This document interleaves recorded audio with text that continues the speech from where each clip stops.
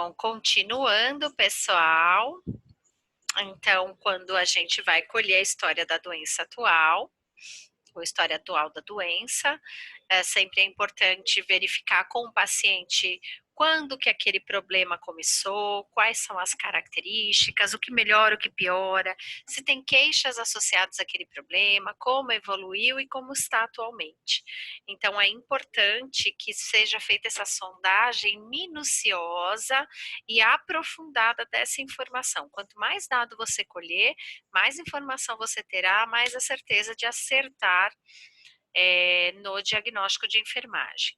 Depois que fizemos, então, o interrogatório com relação aos dados de cadastro, identificação do paciente, a busca exaustiva da história da doença atual, chegou o momento de fazer o interrogatório, é pergunta, não é exame físico, é pergunta com relação às sintomatologias, e aí a gente segue a ordem encéfalo-podal. Então, a gente segue esse roteiro aqui. Pergunta se tem outros sintomas relativos a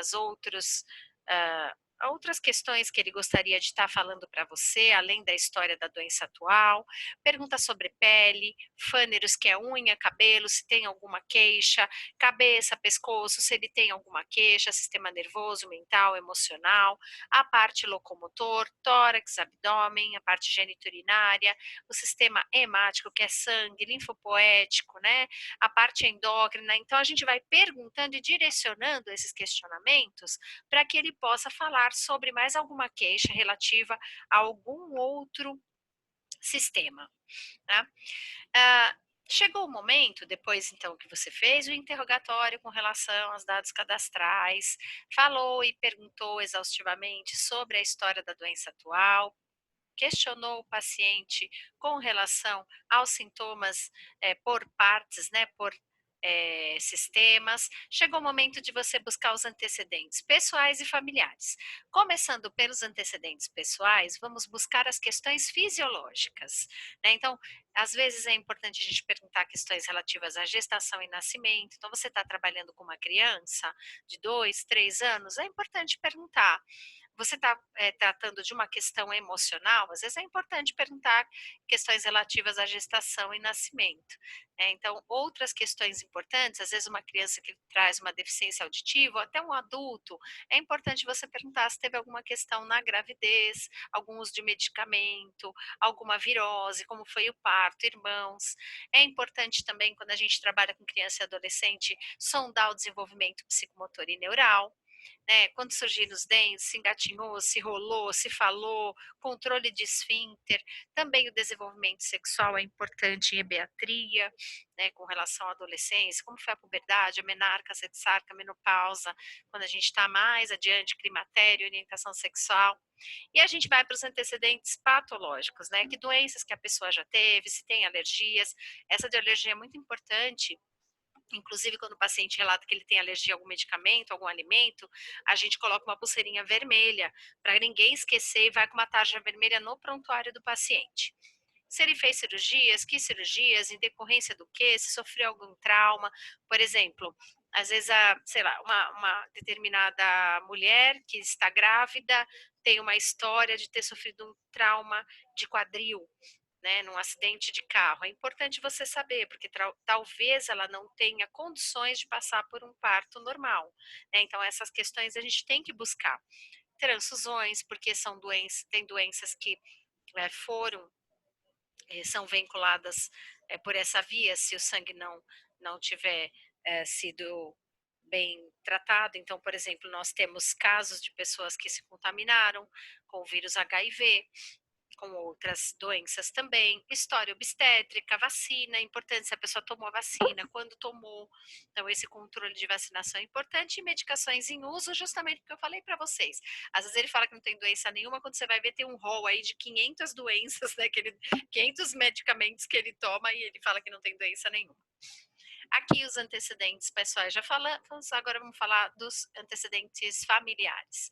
Então, estado de saúde de pais, irmãos, cônjuge, filho, pai, mãe, porque é importante saber, principalmente, as patologias que a família costuma ter, porque às vezes tem uma relação intrínseca aí com herança genética, né? Então, câncer, hipertensão, diabetes, a maioria das doenças tem essa questão genética aí. Então, é bom buscar doenças da família, óbito, tem história de enxaqueca, diabetes, câncer, infarto, doenças neurológicas e psiquiátricas, porque tem esse componente genético. Tá? Vamos chegar então à questão dos hábitos de vida. Então vamos lá. Relembrando, falamos da identificação, história atual da doença, falamos sobre interrogatório sintomatológico sistema por sistema, buscamos história pessoal e familiar e agora estamos em hábito de vida.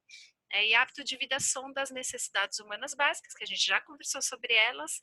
Então, há questões de alimentação, o que gosta, o que não gosta, com o que a pessoa trabalha, trabalhou, se ela é sedentário, se ela pratica atividade física, como estão as eliminações, que é urina, fezes, né?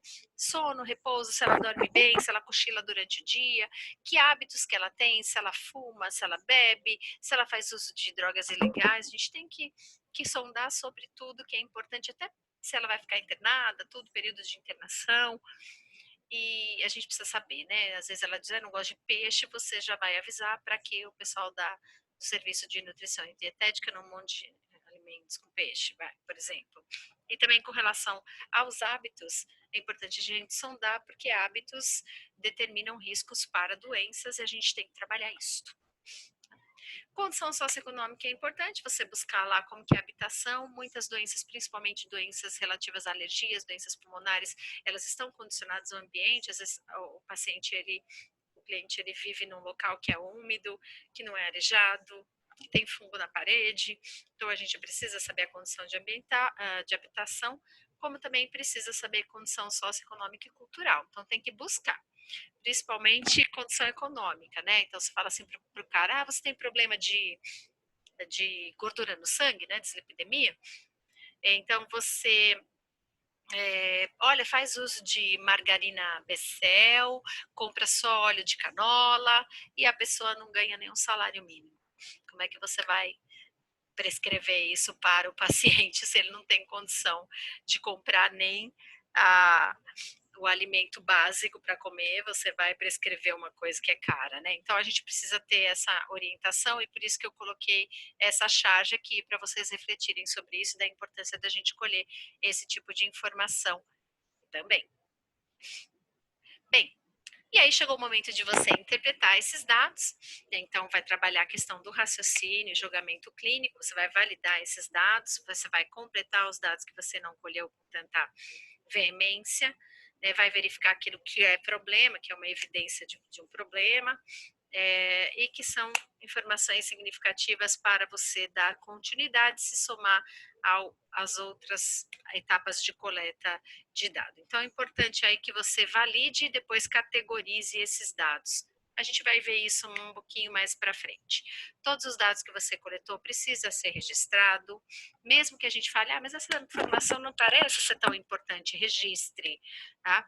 Tudo que você ouviu, observou, sentiu, cheirou, relate com precisão, tá? Então a regra é a seguinte, ó, se foi examinado, deve ser registrado. Isso é um amparo legal e é um dado que você pode precisar, se não agora, mais para frente, tá? Então a gente focou a anamnese e nós vamos partir agora para a aula de exame físico. Claro que é uma aula teórica, é uma introdução ao exame físico, né? Nós vamos ver daqui a pouquinho. Mas lembrando que a coleta de dados ou a investigação, ela passa por essas três etapas: anamnese, exame físico laboratorial, exame físico, exame laboratorial e de imagem, que é a interpretação desses exames.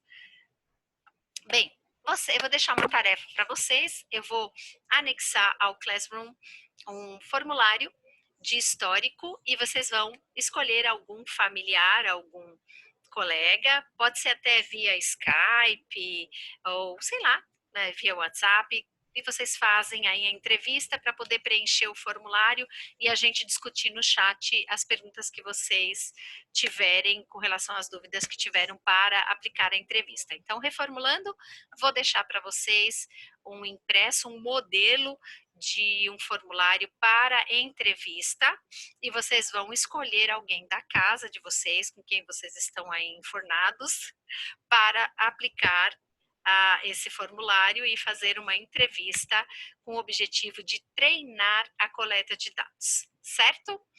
Usem o modelo e no chat a gente se encontra para conversar sobre isso. Então, até já. Encerrar aqui a aula, pessoal.